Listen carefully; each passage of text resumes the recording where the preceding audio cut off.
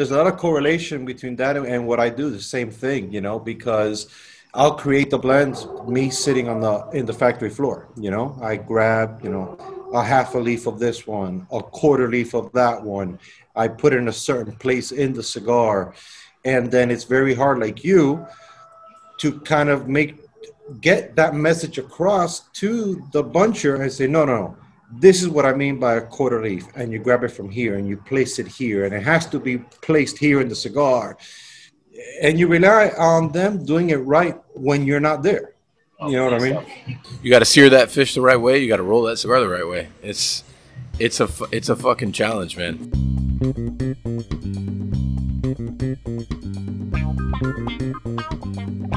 Welcome to the next episode of Pan Con Podcast, featuring Nick not saying a fucking word for an hour and a half.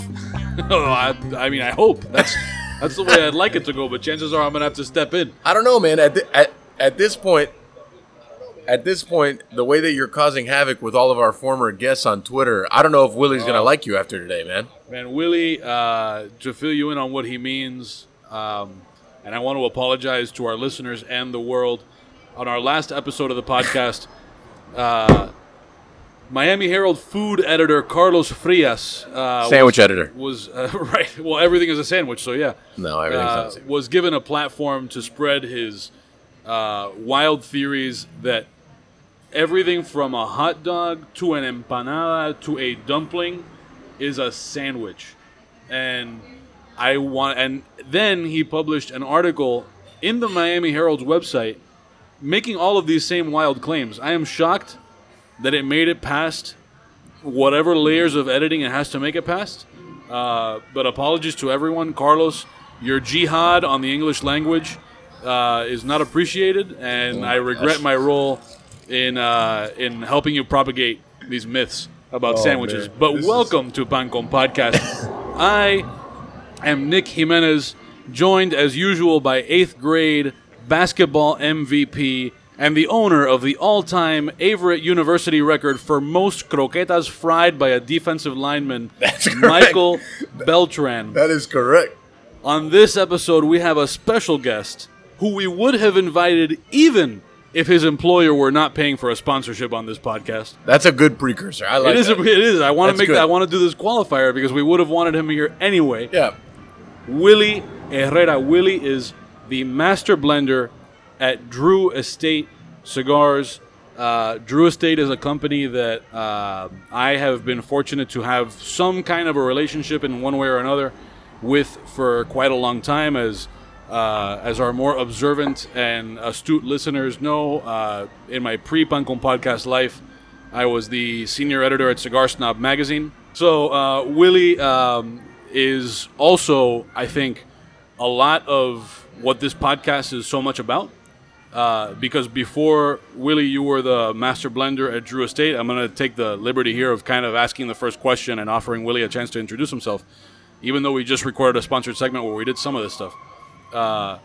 Willy, you were working at El Titán de Bronze, which is not just a factory in Miami. It's one of a very, very small group of world-class factories in the United States that are actually distributing their cigars all over. A lot of people, I think, especially tourists, will come to Miami and go to a lot of places that I think are a little tourist trappy. But I think that it's basically Titán and Aganorsa and Doral are the two factories that are making cigars out of Miami that people are enjoying and are in the same tier as anything that's distributed anywhere in the world. So I guess I'll lead, before I hand it off to Mike to do all the things, with just kind of give us, some of your history and what, the Titán story and how you ended up in your current position. So, man, it all started for me at the factory. It was kind of like by chance, So my wife's family has that factory. Like I said earlier, they've been there since 1995. And so it was my wife's grandfather, the wife, and the daughter, which is a male figure there at the factory. And so he got sick I was in banking at the time. I have been in the banking field probably about 7.5 years at that point, and they need a male figure because Little Havana at that time, after 3, 4:30, getting to 5 o'clock wasn't the safest place to be, and they were open till 6 o'clock. And so I took a week from vacation from work, and I worked the factory. And dude, by the end of that week, I just fell in love with the whole concept. The people you dealt with, the conversations you had. It was just a different animal, man. It was very different. I had always been a cigar smoker. I've been smoking cigars probably since the age of 15 or 16. That I would buy at the cafeteria there off of Flagler and 74th Avenue, I think it is. And I buy my fumas there when I get my dough to go fishing in the canals, and I'd smoke cigars, because it always intrigued me, because I would go to my aunt's house, and her husband, always had, I think the man smoked with a cigar in his mouth. And so that smell, that aroma was always in the house, and I loved it. And so I picked up a cigar because I wanted to have that smell around me. And so, like, I was 15, 16 years old, get on my bike, go to the place, go get the ball of dough before they put it in the oven to make the Cuban bread. And I go riding bike all over the canals, smoking my cigar, man. I thought it was the shit, and I was loving it.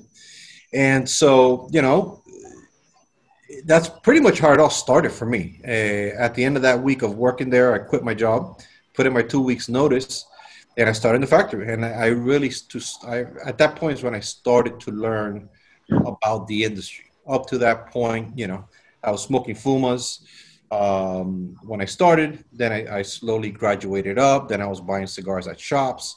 And I knew what I liked. I knew what type of cigar I liked, what type of profile I liked, what kind of strength I wanted. But I didn't know anything else. I didn't know the difference of wrappers. I didn't know different fillers. I didn't know different binders. I didn't know the names of different vitolas. I knew absolutely nothing, man. I just knew what I liked to smoke. And so I started in the factory. Now, at that time, we had 2 cigars we made. We made a Connecticut shade and a natural shade. And neither one were cigars that I liked. So, for weeks and weeks and weeks, I was smoking these cigars that I would buy at shops. And, over time, the old man, would give me the dirty look, why are you smoking this? Why are you smoking that? Look how many cigars you have here. Why are you spending money? So on and so forth. So I'm like, man, I really like what I'm doing here, but I can't keep dealing with this old man. So I started then getting the rollers to come up with different things for me to smoke to see if I liked that. And that went on for a little while, but the rollers get paid by how many cigars they roll a day. So a lot of these guys, a lot of them had second jobs, so they needed to leave by a certain time. And, they knew they came in at 7, by 3 o'clock, they had to be done, and they had to have their 100 cigars or 125 cigars made for that day. And then they were off to go do their second job. So you could imagine I'm hounding these guys, hey, try this wrapper and try this, and let's add a little bit more of this, a little bit more of that. It became an issue as well, because now they were staying late or they weren't finishing their quota every day. So I said, okay, the only thing I could do here is learn how to make a cigar. So I taught myself how to roll cigars. I taught myself, how to do the bunch, a right bunch, so it wasn't too packed that you couldn't draw, or that it was too loose that you wouldn't even get lit. And I just taught myself how to make a cigar, man. Then I learned how to put the wrapper on, and by the point I was able to make a smokable cigar, then I just went to town, man. Every day was just blending and putting stuff together to see how it burned, see how it tasted, see what color ash it would give, what was the aroma like when you'd smoke it. And, it was an avalanche after that, man. It was, every day, 2, 3, 4 different things I was putting together, putting in the cool room. And then because we're in Little Havana, and you have so many people coming by, whether on layovers to go on a cruise ship or layovers to take another flight, or they were driving down to go down to Key West. A lot of people will stop in the factory. So a lot of these people became my guinea pigs. You had a bunch of people that, they were buying their cigar for their boss, or they were buying a cigar for their brother, or, you know, whomever. But then you had a lot of people that were asking certain questions that I would pick up on, you know, oh, what's the wrapper? Oh, what binder? You know, this, that, and the other. And those guys in my mind are like, oh, they know a little bit more about cigars. Let me give them something that I worked on so I could get feedback, because up to that point, you know, I knew I liked it. But I wanted to get feedback from, you know, actual consumers. And that's pretty much how it started for me, man. From there, you know, the word got out. I started creating blends for us. People then were coming to Miami to have something made in a factory in Miami, from a boutique factory. And so I started working on brands, new brands, existing brands, you know, extending lines for companies that were already out there. And, you know, it just took off from there, man. I've been lucky. I've been lucky. Then in around 2009, late 2008, John approached me. And that's when we started talks about, you know, what I was doing, what I thought about Drew Estate, what my plans were with Old Titan, so on and so forth. And, you know, and finally he asked me, what do you think about joining Drew Estate and kind of bringing what you do in your family's factory into Drew Estate and kind of expand the traditional side of cigars for Drew Estate and be that first, you know, Cuban influence into Drew Estate in Nicaragua. And, you know, talked it over with the family. And before I was done, they had my bags packed and said, all right, when are you leaving? So in 2010, I joined Drew Estate, man. I moved to Nicaragua for about a year and a half. I was flying. I would either leave on a Monday morning or a Sunday afternoon, come back home. My family was here or is here. I would come back either Friday afternoon or Saturday mornings. And that went out for a year and a half. You know, what I find very interesting from that whole thing is it only took you a week working in that factory to know that that's what you wanted to change your life to be. Oh, man. Dude, it's, you know, you go from people pissed off all the time in the bank. You know, why is there a check hold? Why did my check bounce? What's this fee? What's this? What? It was always a problem. It was never a happy transaction with all these people that you would see. And then you flip that to the factory, and people are happy. You have great conversation. You're smoking cigars. It was just so different, man. It was just so different. And within a week, man, I'm like, no, this is what I want to do.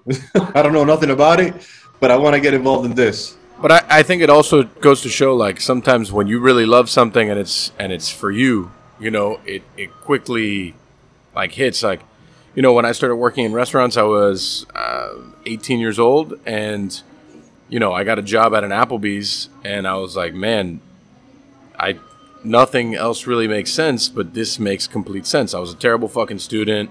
I did bad in a lot of things. I did a lot of bad things also. And then it was like, man, I came into this weird environment of being in an Applebee's of all places, and it made sense to me, you know, and it was like, all right, cool. So I'm just going to forget everything else, and this is what I'm going to do now.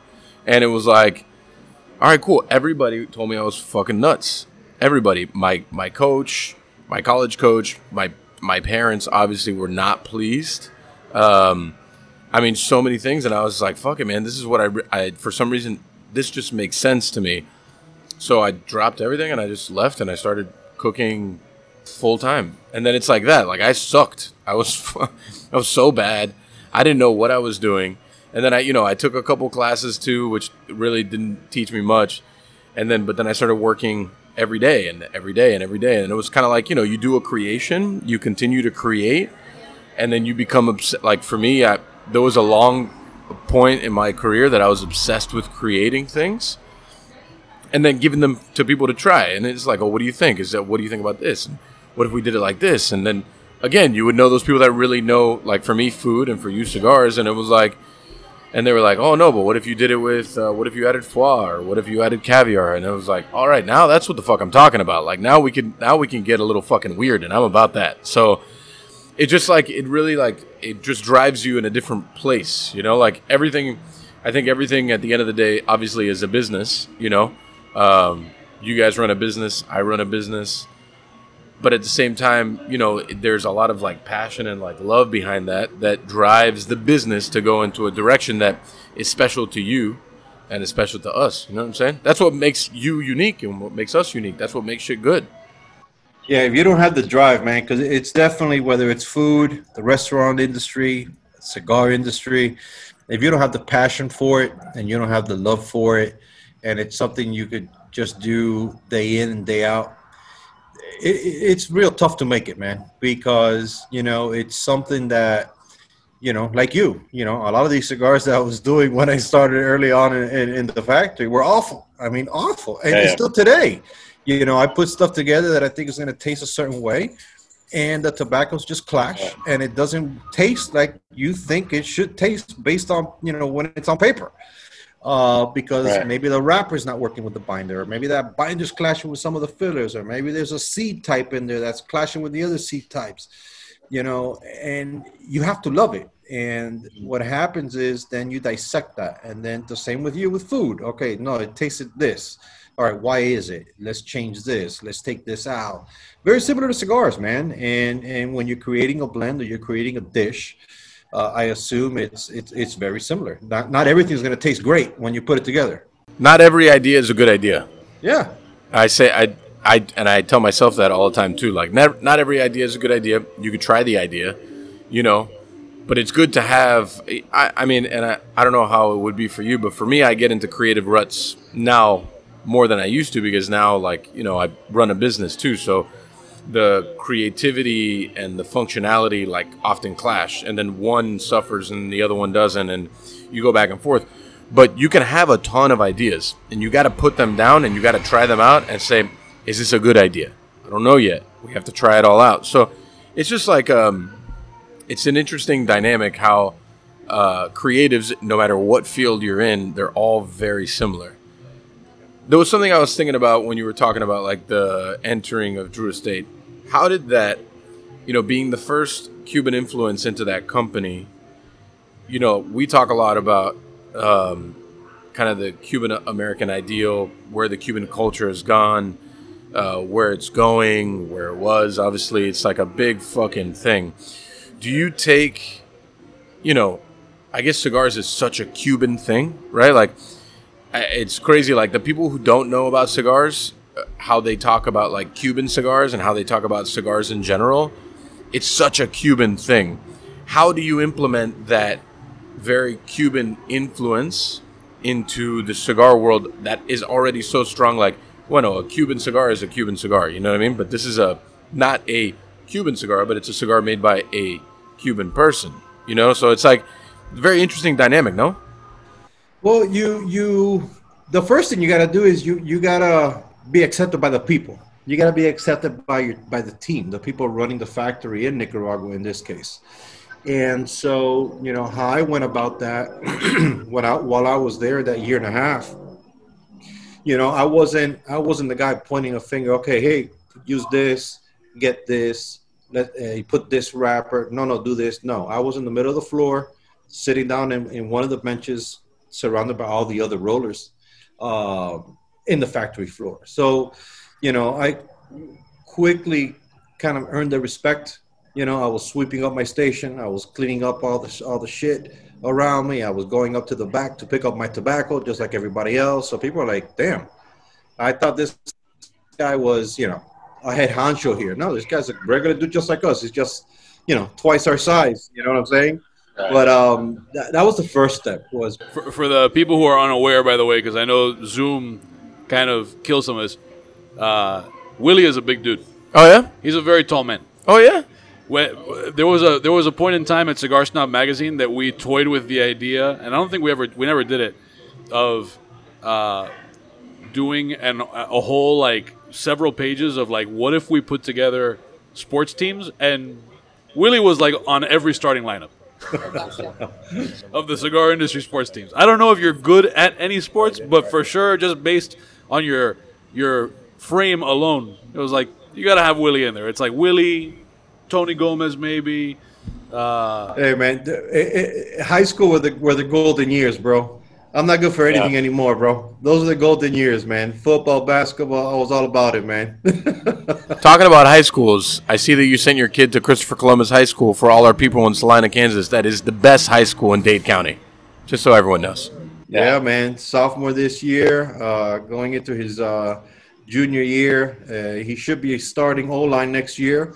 Oh, for my for our former Pancom podcast guest, Jason Hill. Yes, that's his coach. That's Yeah, one of my lifelong friends. no kidding, man. Yeah, we played football together in high school and college. No kidding, man. Yeah, Okay, yeah. cool. Well, if he's listening, again, sorry for always bothering you. I'm always texting him, hey, man, what about the schedule this and what about the schedule? Oh, bother him, please, because he's been bothering me for 20 plus years. So bother him, text him for 14 hours a day, and tell him that I told you it's a good idea. Oh, man. So, yeah, dude, it's, one of the best things we ever did. You know, my younger will end up there as well. He's 4 years younger, so got a little bit of go still.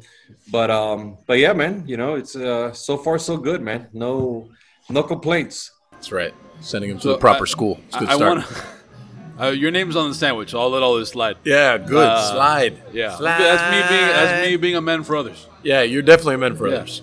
So, Willie, just in case cigar things come up again, because I think a lot of people who listen to this podcast are already into food to some degree, and so they hear certain things and they have a bit of context. We don't have to go into the full like safari or barn smoker style spiel, but for the person who maybe smokes once a year or at weddings or whatever, because we're talking about, well, how do you do this and the creative aspect. Talk about like what is the process and where do you have room to play around with what you're doing as a blender. Because I think a lot of people may not be even, aware of the basics of the construction of a cigar and where a blender is making decisions and where in the process. I had muted you by accident. Go ahead. Oh, man. So you always look Producer, at what you have in your portfolio, up to the point of COVID, I was in Nicaragua in the factory every month. Every month I will spend a week there. In that week, obviously overseeing existing production of cigars that we make or currently making, production of cigars that we're working on to release later in the future. But I was always working on new things, blends with samples of wrapper, blends with, different samples of fillers that we were getting on in the factory. So always working on stuff that would add to our portfolio, So for example, I had been working on stuff using Brazilian Matafina. And when the opportunity came to add a new cigar to the Herrera lineup, I looked at what we had and I said, oh man, well, we don't have anything with Matafina. And that's something that would be different, a different style cigar, a new addition to the portfolio. So we had broadleaf, we had Mexican, we have Habano, we had Connecticut, now we have Brazil. So I kind of go about every time, we're looking to introduce something new, not only for it to look different, but you want it to smoke different. You want it to be very different from what's already in your lineup, so that two things: you could capture a new smoker, or you could add something new to the rotation of an existing smoker. And that's kind of our goal. That's my goal, always to create new and different smoking experiences. And that's one of the great things about Drew Estate. We have a cigar pretty much for everybody, man. From the infused segment to the non-traditional segment to traditional. And then within traditional, you have from the milder stuff all the way to the full body stuff. And so my goal is always to create something new, something different for two people. The existing smoker, something new for them, as well as maybe for a new smoker, for something that they're looking specifically for that we don't have already in our portfolio. What I find interesting, and it's something that actually the both of you can speak on much more than I can, is like, what is the cigar smoker like outside of Miami, right? Because I've only been outside of Miami a lot in one place when I was in Virginia, and I was the only person that ever smoked a cigar, at least in that part of the state, in the 4 years I was there.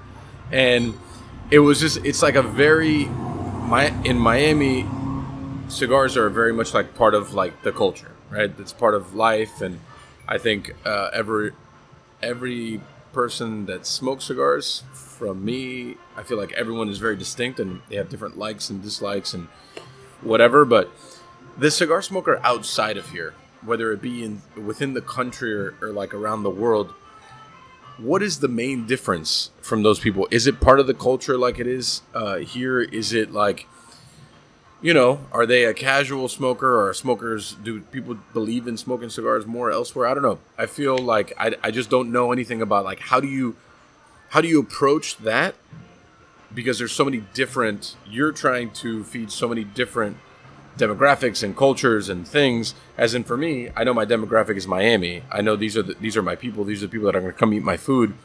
How does it differentiate for like someone that's creating a cigar? Dude, believe it or not, outside of Miami, it's super strong, man. Oh, yeah. It's a super strong market. And I'll tell you, for me, in my opinion, the biggest difference between Miami, smokers in Miami and smokers outside of Miami, or let's call it outside of Florida. You know, you have, it's a younger generation, but you also have, I don't know if the right word is cigar enthusiasts. These guys are online. They're in the blogs. They're in the chat rooms. They're looking for what's new. They're looking, you know, for stuff that's different. You have the fans. It's just to me, it's always been very different. And I experienced that being in Miami, in my family's factory. You know, it was a very different approach when I was outside and I would visit stores or call on stores outside of Miami. You know, in Miami, you have, I think, a little bit of an older crowd. You know, they smoke what their dad smoked. Their dad smokes what their grandfather smoked. I don't know, man. To me, it's always been very different, the market in Miami or Florida for that matter. Just very different, man. I find the market up north or outside of, let's call it north of Orlando. You know, those are the guys that are online. Those are the guys that look at reviews. They're asking questions. Yeah. What's the wrapper? What's the this? It's just very different, man. So it's very strong, man. The market up there, those are the guys, you know, following you on Instagram, following you on Facebook, reaching out to you, asking questions. It's awesome, man. It's a really strong market, believe it or not, man. The, I guess, analogy, for lack of a better word, that I've tended to use is that outside of South Florida, especially if we extend South Florida up into that, like, you know, Tampa Bay, Orlando area, or that central, whatever. But when you get into like Atlanta and almost all of Tennessee and Texas and California and all kinds of other places, I think people tend to approach cigars in much the same way that people approach craft beer. Like, there's this mentality of like, I want to explore, I want to learn, I want to do this, I want to do that. Whereas here, it's like cigars are sold literally next to croquetas. So there isn't this built-in curiosity. Well, I think you made a good point. I was going to say, I think here we take it for granted. Right. It's taken for granted. Like, cigars are just part of life. It's like what we do. You can get one for 99 cents next to a black and mild. It's like, it's not the same. Like, over there, it's like not a rarity, but it's just more, I don't know, exotic. And there's a level of exotic, but I think in some ways it's also like craft beer in that, like, you go to Atlanta, for example, and you can't throw a rock without hitting a cigar lounge. And there's all different tiers of cigar lounges. You have the more exclusive ones and the more like just neighborhood cigar shop. But it's not necessarily a difference of like the amount of consumption. But what I always heard from, you know, cigar brand owners and sales guys and all that when I was working at Cigar Snob was that Miami was one of the most difficult markets to break into as a new brand. Because people were not curious. People had their loyalty and they were like, no, I found my cigar. and it makes sense because when you grow up smelling that gas station Padron or that bakery Padron or whatever from when you were 5 years old, of course you develop that attachment in the same way as, like, you know, when you've been eating the same pastelito because somebody in your family brought it to your house every day. That's the style. That's your pastelito. That's the one that you want. That's your kind of croqueta. Outside of here, it's not that people smoke more or less, but it plays a different role in the culture. But I think but to your point, I think there has to be a challenge there as a blender because it's exactly that. You're dealing with one portfolio that you have to find ways to cater to all of these different attitudes towards cigars. Yeah, you know, I watched a couple of interviews that you did with people outside of Florida, and it feels like that. It's like enthusiasts, card collectors, they collect comic books, and they collect cigars, which is cool. I mean, you pay top dollar for that shit, so it's like then they're paying good money for cigars, and they're improving the culture, which I think is all about it. You know what I also find. I'm sorry, but I just to round out that thing. In Miami, and Willie, I would put you in this conversation, but I think the peak example of this, and you tell me, you know, if you would agree with this, the person that I would always point to was Jose Orlando Padron. When Jose Orlando Padron, the late patriarch of the Padron family, who I know had a great relationship with Drew Estate, would do events, the difference in the level of interest south and north of the Dade County line, that man was a rock star. That man was like, grown men wanted him to sign their tits. Oh, yeah? And here, it was like, you had to lure people in with lechon, and, you know, and it's the same with everybody. It's not that anything about him. But I also think Miami's an interesting market because there's so many fucking things happening here, right? Like, it's just so much shit. Like, you could literally throw a rock and there's some fucking party that some numbnuts is going to want to go to. It's just, it's like, it's constant ADD. Very happening. Yeah. I think that has a lot to do with it for sure. There's always something going on. You got the beach, you got the water, you got boating, it's always something. You got the keys, you got the nightlife, you got the clubs, you know, maybe that plays a role. But I will say though, man, you know, it is shifting. And I think it's shifting because you're seeing more of that younger generation smoking cigars. Yeah. And, you know, they have their groups, they got their buddies, they smoke together. So it's definitely changing. It's night and day from when I was in my family's factory in Little Havana compared to how it is now. Like you were saying, Nick, earlier, you know, you would call a store, yeah, I have a little factory in Miami. Who? What? Oh, no, it's okay, thanks. You would call up north, and, oh, what? You in Miami? You're making a cigar? Yeah, send samples for sure. It was very different, but it is changing, and I think it's because you're getting more. Well, one is social media, right? You have these younger generations of cigar smokers. They're tech savvy. They're on social media. They're posting what they're smoking. They're getting the word out for you, which back in the day when I was here in my factory here, you know, social media, I think you had, MySpace or something else right after that. It was nowhere what it is now. We should have him on the podcast. It was different times, man, but it's definitely growing now. It's very different now. Two things. We should definitely try to get Tom on the podcast from MySpace. I think that's like a really good get. I appreciate you for mentioning that because I think Nick needs to start working. You know, you need to earn your money, Nick. You need to get there. And also, it goes back, like, just talking about, like, the culture, like the Cuban culture in Miami and how it's perceived elsewhere. I'm very close to the Guerra family, the family that owns La Caja China. And I remember I was talking to Aviang, and this was probably a few years ago, maybe more than a few. Oh, yeah, Emma. Best way to get over a hangover is just more alcohol. Hair of the dog, right? Hair of the dog. Petey's hair. Yeah. He told me, he was like, 80% of our sales, it was some crazy number like that. It could have been more or less, a little bit less, but he was like 80% of our sales are out of South Florida. So you're talking about all over the country, which I found fascinating, right? Because the caja china, the whole thing is our thing. But the fact that you're selling 80% of your sales at that point outside of South Florida is massive. Right. And I was taken aback by that. And I know, and we've also talked about it a lot on this podcast, is like the fact that people have told me several times, if you were to take your food, this like Cuban American thing, because I don't know, this kind of like change that we've tried to make in the Cuban American food movement, I guess you would say. If you were to take it outside of South Florida, you would fucking crush it.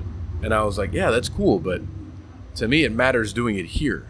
You know, maybe one day doing it elsewhere, that's cool. But for me, it's about like, you know, setting the tone for our culture for the next generation. You know, but it's interesting when you would introduce that elsewhere. You know, like when I went to Canada and I just talked to them about just random people, like we were only there for a few days and we just ate a bunch of fucking food and just talked to them like, yeah, you know, we have a Cuban American place and I'm Cuban, and it was like, wow, it's like the craziest shit they had ever heard. And I'm just like, and it was like, so are you like Scarface? Like, no, get the fuck, you know, no. Miami Vice? Are you like Miami Vice? Yeah. Where's Don Johnson when you need him, right? But I actually think that should be next year's Christmas card, us dressed up like Miami Vice. Right? I'll dress up like Don Johnson, though. I don't know. It's just a shot in the dark. Just think about it. Throwing it out there. Think about it. We could send it to all of our former podcast guests, a Christmas card of us dressed up like Miami Vice. We'll smoke at Estelí in the photo. Yeah, we'll smoke all the Drew Estate things. Drew Estate is my favorite cigar of all time. So thanks to sponsor Drew Estate. So tell me some things other than cigars that you enjoy, man. Because, you know, like, I think the thing I fucking hate the most is when someone finds out I'm a chef and they're like, oh my God, you must cook at home. And I'm like, nah, I don't cook at home. And you know, it's just like, what's your favorite thing to cook? I'm like, I don't fucking know, man. Like, I cook food, you know, the flavor of the month changes every month. So I don't know. I could change what I want to cook this month, the next month it changes. What do you enjoy other than this thing? You know, like, do you like jet skiing? I don't know. Bro, anything outdoors, man. Give me the outdoors. So I kind of divide my year up into two, right? I have 2 seasons. So when it's hot as shit here, it's anything boating. So 9 months out of the year. Just pretty much, man. Yeah. You know, boating, fishing, diving, anything outdoors, man. Give me anything in the water, and I'm happy. You know, once we hit October till March, maybe April, it's a little bit cooler still. We have some land up in Central Florida, so we have our camp set up. We have our ATVs over there. You know, I got my side-by-side. Cool. My kids have their ATVs. We have a camp. We 1, 2, 3. We got 5 trailers set up, lights, generators, showers. I mean, I guess some people will call it glamping. You know, because you got AC. You know what I mean? Let me know. I'm sign me up. You know, I've actually never been camping in my life ever. Well, I mean, it's not really camping. I mean, it's camping because you're in a trailer. Right, but you got TV, you got AC, you got lights, you got showers. You know what I'm saying? So it's like a hotel. You're comfortable. You're comfortable out there. So you're not using like trees, right? You're like using toilet paper. No, man. You're using wipes and shit, and you got water, and you got real toilets and stuff. You've definitely figured it out. Yeah, hey man, you gotta be comfortable, bro. You know, it was too many nights that we pitched a tent out in the Everglades, bro. And around 3:30, 4 in the morning, I would wake up because I was wet from being on the floor and the dew. It was just horrible, and I'd sleep in the truck. So I quickly learned that shit wasn't for me. Give me a trailer where I'm on a comfortable bed, and I got AC or a fan, and I'm good. So yeah, man, anything pretty much outdoors, bro. I love the outdoors. You know, I love the mountains. So we go to the mountains a lot. We got a place up in Georgia, in Blue Ridge. So we go up there a lot, and, you know, just disconnect, man, and have a good time up there with the family, friends. But that's pretty much it, man. Give me outdoors, man. Anything outside. I'm happy. Yeah, I quickly learned that, like, this, obviously the past year has absolutely sucked for everybody. And so I made it a point that sometime throughout the year I went to Utah for, I think it was like a week, right? It was like a week. And I went through a large like health change. I lost like 160 pounds. And, you know, the reason why I say that is because I had never hiked in my life, really. So I went hiking all throughout Utah, and it was fucking amazing. I went fly fishing. It was amazing. And I'm a terrible fisherman on a boat.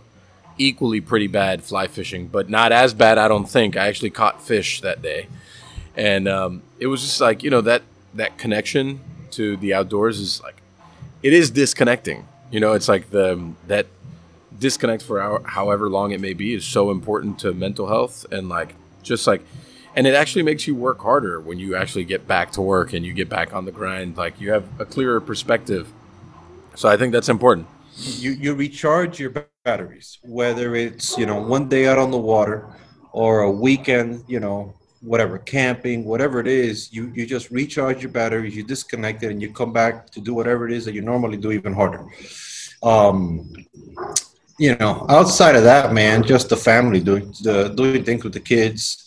You know, I'll pick up my younger one from school, and then I'll have the rods in the back of the truck. I'll have his clothes. He'll change in the car, and we hit up lakes and go, you know, do some bass fishing or whatnot.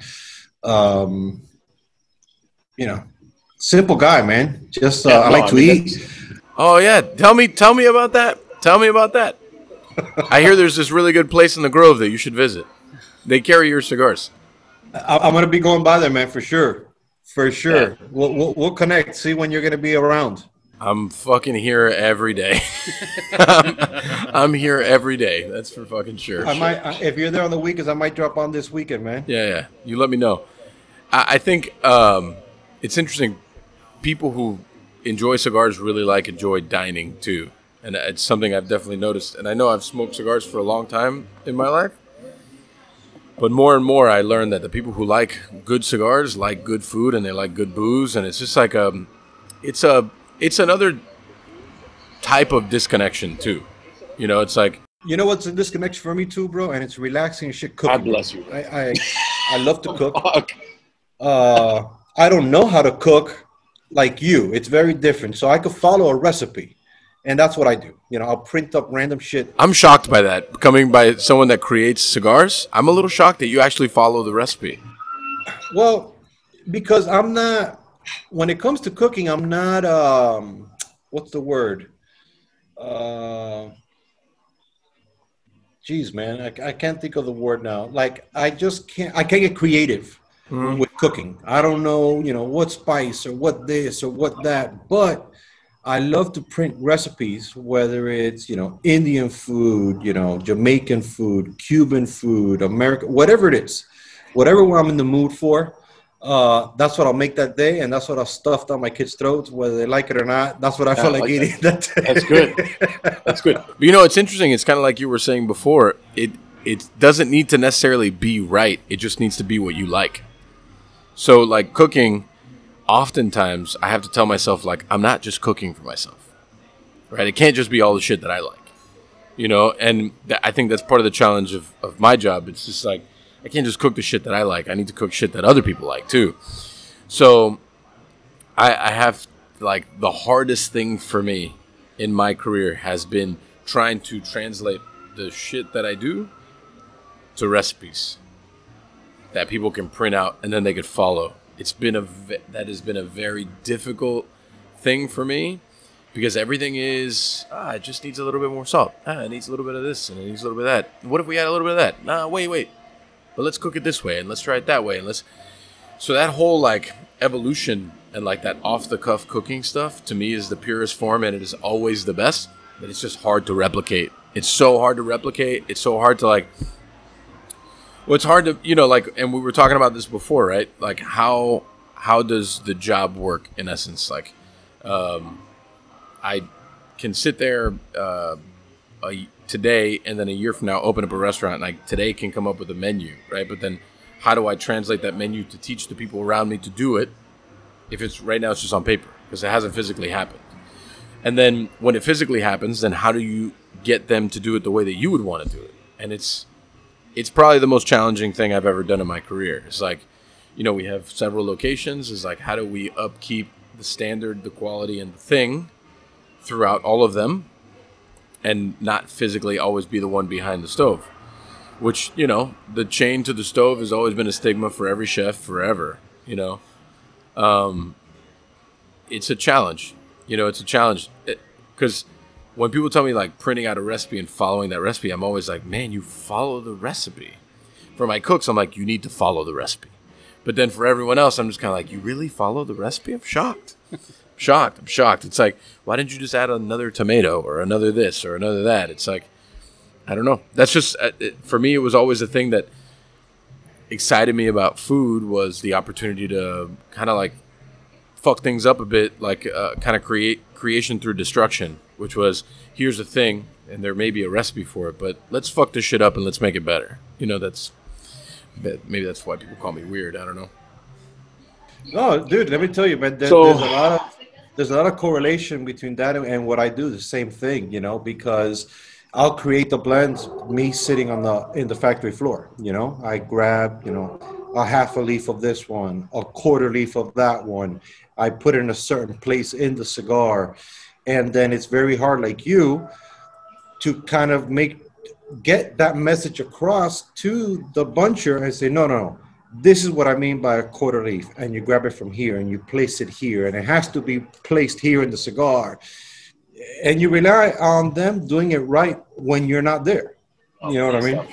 You got to sear that fish the right way. You got to roll that cigar the right way. It's a fucking challenge, man. But I think when you, oftentimes, like when you do what I call like paint by numbers when it comes to food, which is like, it's just like 1, 2, 3, 4, and you have them follow that thing. A lot of times it loses its soul. And that's why I believe no matter what your situation is, if it's like a concept restaurant, if it's like chef-driven restaurant, there needs to be talent in the room.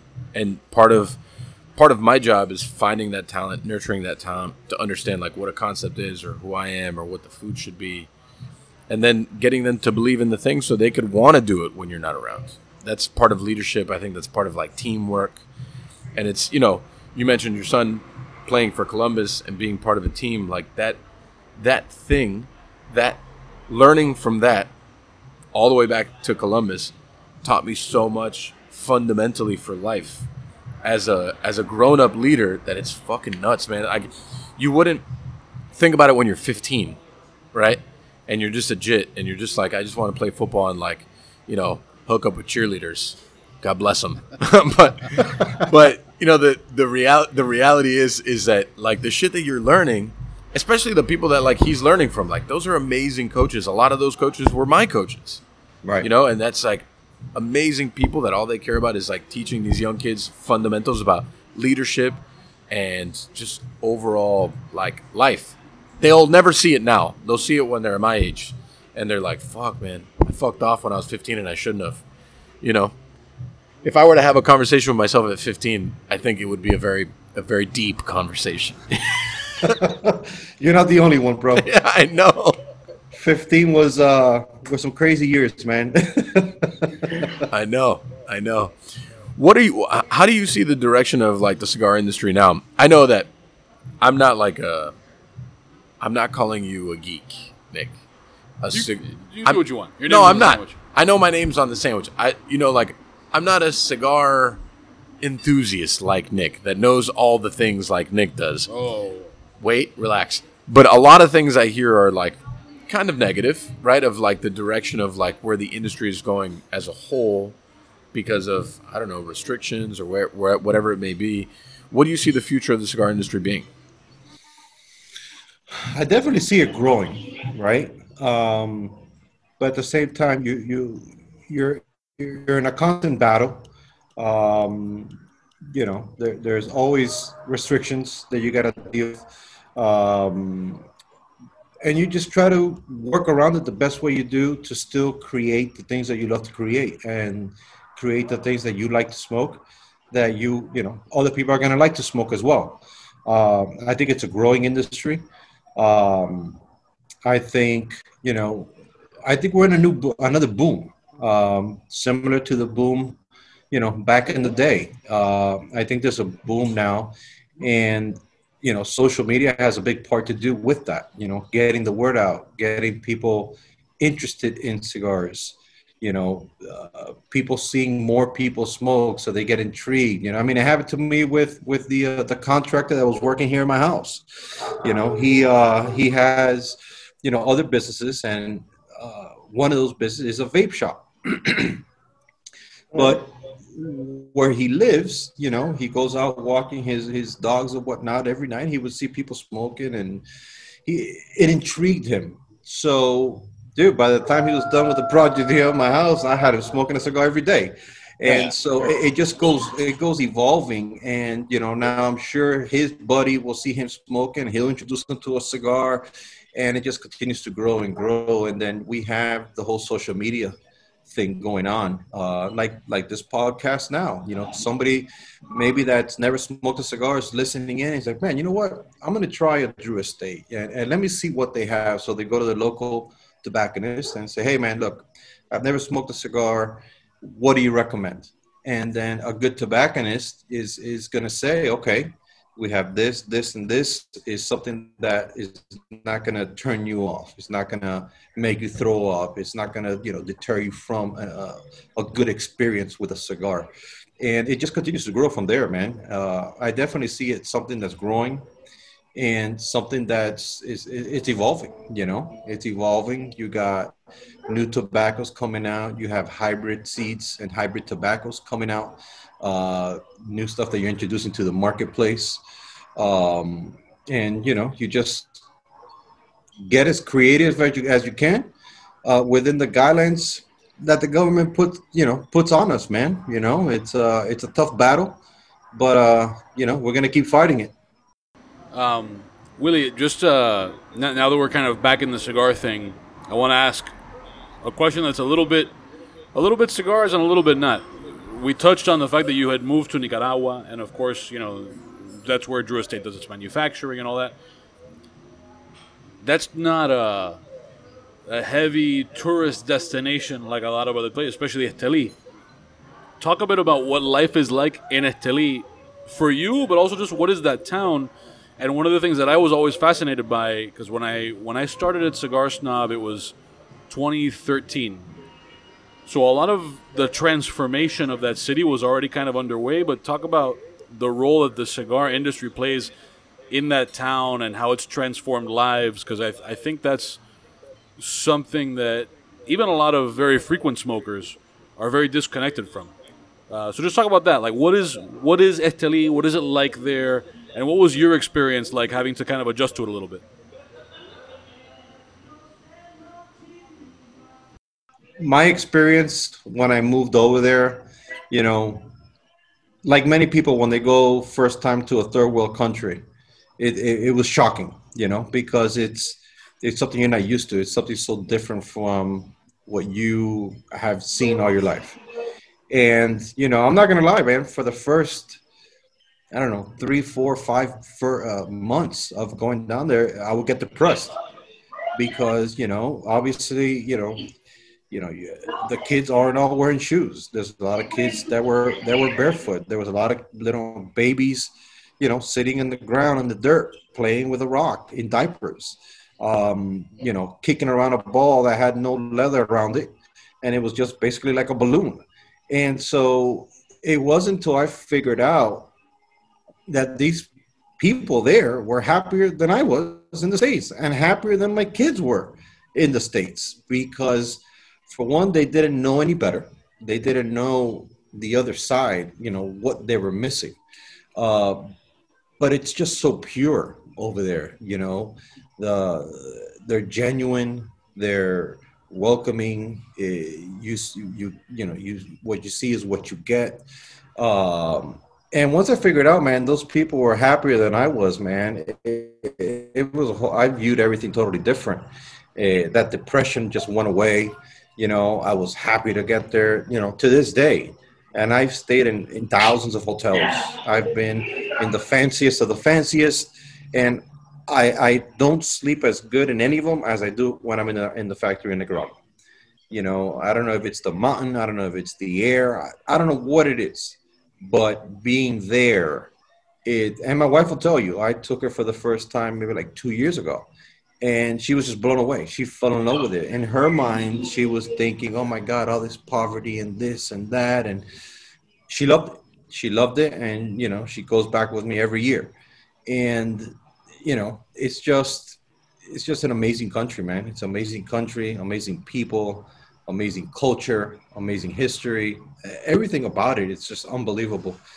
And when it comes to cigars, man, particularly in Estelí, you know, it's probably close to about 80% of the people that live there have something to do with tobacco, whether it's working out in the fields, whether it's in packaging, whether it's in pre-industry, whether it's making cigars.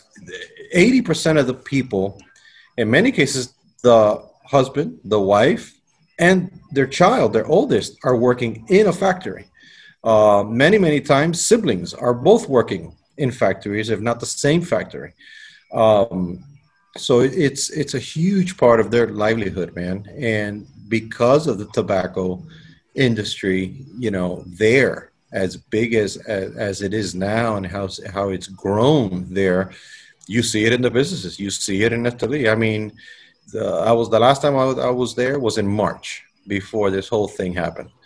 And going back 10 years, dude, the amount of restaurants in Estelí, the amount of businesses in Estelí, the amount of people with vehicles, you know, not riding bicycles, whether it's a scooter or a car, it's night and day.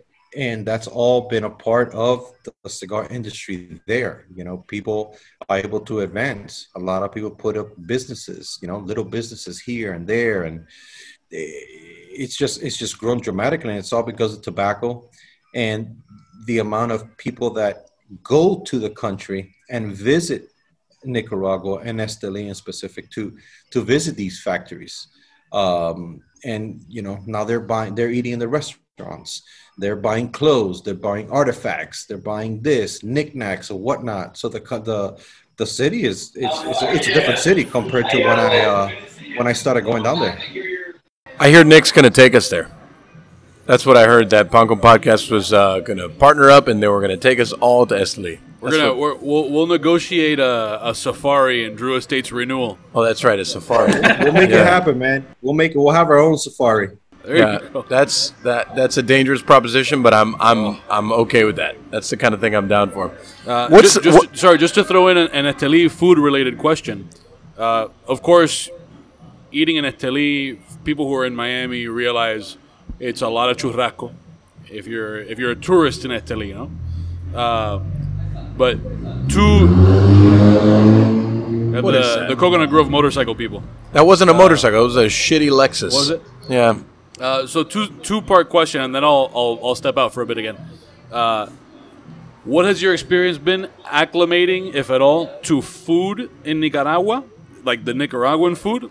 And then second part, El Rincón Pinareño in Estelí. Where would you, if that restaurant, if you plucked it out of Estelí and put it in Miami, where would it rank? Like better than this, but worse than that? Oh, man. El Rincón Pinareño, by the way, is a Cuban restaurant in Estelí. Sounds like my people. It's the best palomilla that I've had my most memorable palomilla. Oh, yeah? Yeah. All right.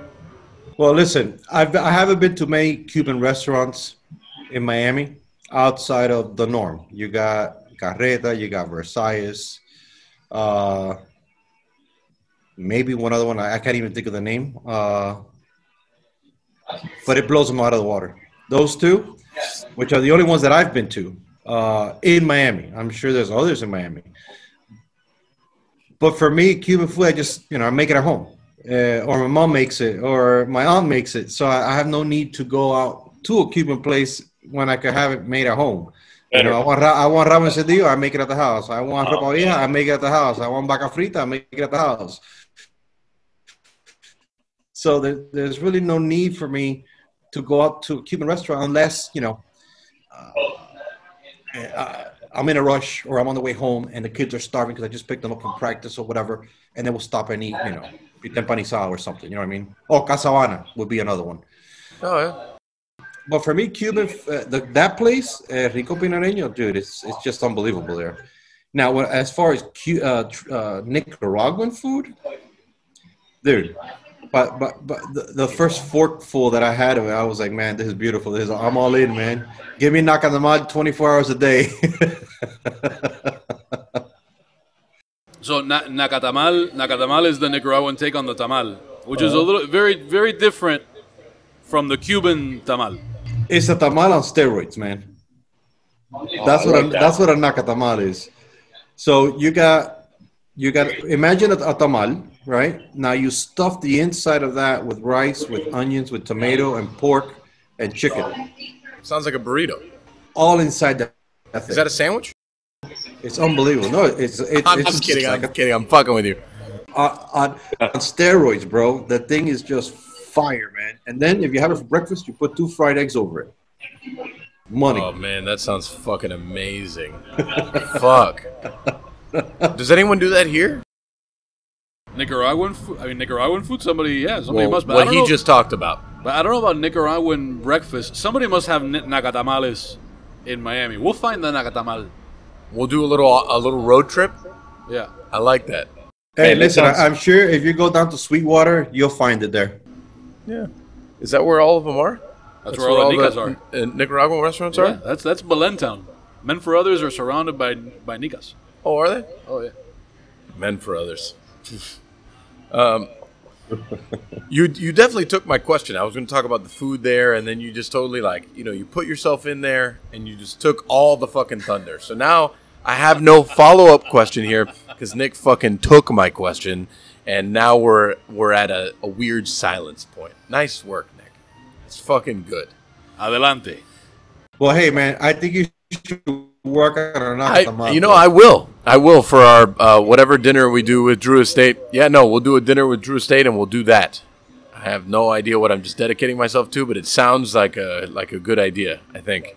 You must have a Nica in the kitchen somewhere. I don't. Oh. Yeah, not one. I can't even remember the last time I had Nicaraguan food. Oh, man. I don't know. I can't actually put a... Nope.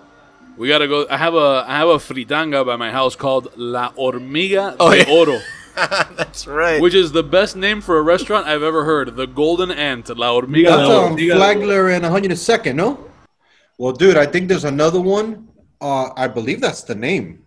Off of Flagler, right across from, I think there's a Denny's there. There's I think a CC's Pizza there. CC's Pizza. Man, I haven't heard that shit. While you guys are talking, the research department will look up the other Omega. Oh, the research. Well, yeah, we'll phone them in. Oh, man. Nacatamal. So that's the next conquest for me is the nacatamal. Got it. And it's a breakfast item. Make it happen, bro. It could be a brunch item. I think we could start to wind things down a bit. So, ladies and gentlemen, this is where we do our wind down. We start with the DNLs? You're committed to the DNL. No, this is a new segment that Mike introduced a couple of episodes ago called DNL, which stands for Do Not Like. Yeah. I don't know if everybody else is ready, but this is where at least Mike, and if the rest of us have things, Mike tells us things that he did not like. The last time I offered a DNL, Simon Kim shot me down. Simon Kim told me it was inappropriate for this podcast because it was too political. What was your DNL?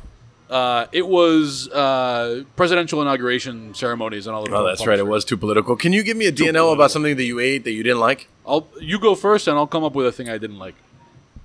Oh, me first, huh? Okay, so I tried watching a show called Spycraft on Netflix, and I did not like it.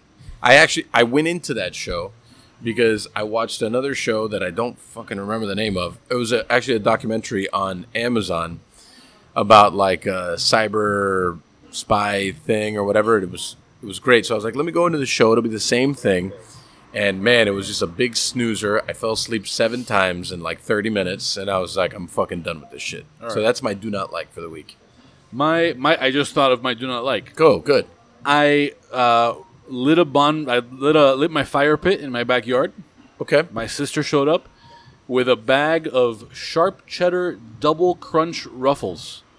That sounds delicious. Did not like. No, the cheese flavor was way off. If you like, I'm a big fan of like Cheetos. Yeah, Cheetos are great. Love Cheetos. These were not good. If you like the cheesiness of Cheetos, this was a weird cheese.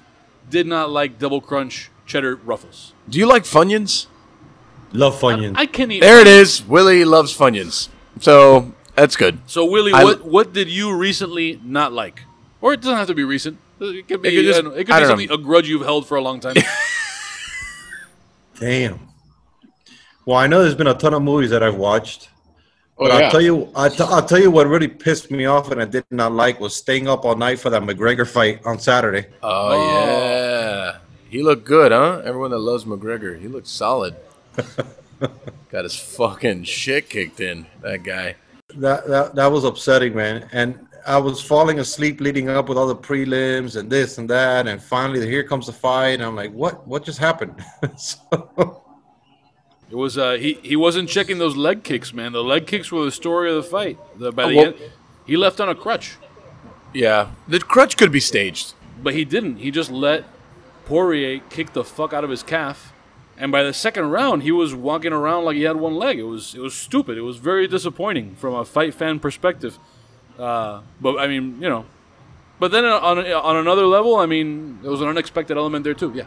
What another DNL I didn't like is the fact that we're still living under a curfew and I couldn't show that fight, so we couldn't have actually a good night at any of my bars because we couldn't show the fight because the coronavirus apparently doesn't exist after midnight. So DNL, the city of Miami's politicians. And that's been your DNL. Okay, and now our parting recommendations, where everybody recommends a thing that they think you should watch or read or eat or literally anything. Willie, we're going to let you go first if you have a recommendation, or you can pass it off to somebody else. But if you have a recommendation, let us know. What is the thing you would recommend to our listeners? Oh, dude. I recommend everybody at least once in their life to have a mamey shake. I have Mamey tattooed on my arm. It's like that's my favorite. Show it to Willie. Show Willie your Mamey. There it is. Huh? Yeah, he's it. Bro, listen. When you want to get blown away and you have some time, drive down to Chrome Avenue and 156th Street. Have you ever been by Chrome? No, not lately. But yeah, I've been there. Chrome yeah, I've been there. A bunch of these, they're not restaurants. I guess you could call them fruterias. Yeah, like little fruterias. I actually think I have been there recently when I went to the mechanic, right? But yeah, so yeah, I have. This place is called By Brothers. I think it's on 156. Bro, and get the mamey shake. You have to eat it with a spoon. Oh, I love that. It's unbelievable. It'll change your life. Oh man, this is so happening for me. Mamey is my favorite fruit on the planet. Like I'm so game for this right now. So game. It'll change your life. I'll meet you there, bro. Parting recommendation? So I watched a movie that it's not like this would not be everyone's favorite movie. It was slower, but it was great acting. Chadwick Boseman's in it. Viola Davis. It's that one Ma Rainey's. I gotta look up the exact name, but it's on Netflix, and it was just really well done. Ma Rainey's Black Bottom on Netflix. Extremely well done. Not a happy movie. If you're not in a good mood, don't watch it. But I thought it was like incredibly well done, and I would watch it again. So my recommendation is one that Mike, you and I already established this would be my parting recommendation. It is a YouTube channel called Penguins with a Z at the end, PENGUINZ, and then a 0. Penguins with a Z, 0. And it's a lot of shitty infomercials dubbed over. Oh, yeah. That's right. Including for the Edge of Glory knife sharpener. That was so good. And it's so good. I'm sorry, Willie, that you won't benefit from this. We'll send it to him. I'll send it to you, and I'll also cut it in here with the power of our podcast editing technology. Yeah. but the Penguins Zero Edge of Glory knife sharpener dub of that infomercial is fantastic. It'll change your life. It's a huge value for $10.99, asshole. If this deal doesn't put you on the edge of your seat, then you are on the edge of bullshit. Absolutely. Change your life. This is where we do our shameless plugs.